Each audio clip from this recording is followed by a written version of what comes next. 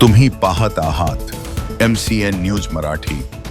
आषाढी एकादशीचे औचित्य साधून मोताळा येथील सहकार विद्यामंदिरमध्ये शालेय विद्यार्थ्यांच्या वतीनं वारकरी परंपरेचे दर्शन घडवणारी भव्य दिंडी मिरवणूक काढण्यात आली। या भक्तिमय दिंडी सोहळ्यामुळे संपूर्ण परिसर विठ्ठल नामाच्या गजराने दुमदुमून गेला। या मिरवणुकीचे प्रमुख आकर्षण ठरले ते विद्यार्थ्यांनी साकारलेले बाल वारकरी रूप। लहान मुलांनी धोतर कुर्ता तर मुलींनी नऊवारी साडी व लुगडी परिधान करून महाराष्ट्राच्या समृद्ध संस्कृतीचे दर्शन घडवले। हातात टाळ मृदंग, कपाळावर बुक्का आणि खांद्यावर भगव्या पताका घेतलेल्या बाल वारकऱ्यांनी ज्ञानोबा तुकाराम तसेच विठ्ठल विठ्ठल जय हरी विठ्ठलच्या जयघोषात उत्साहपूर्ण वातावरण निर्माण केलं।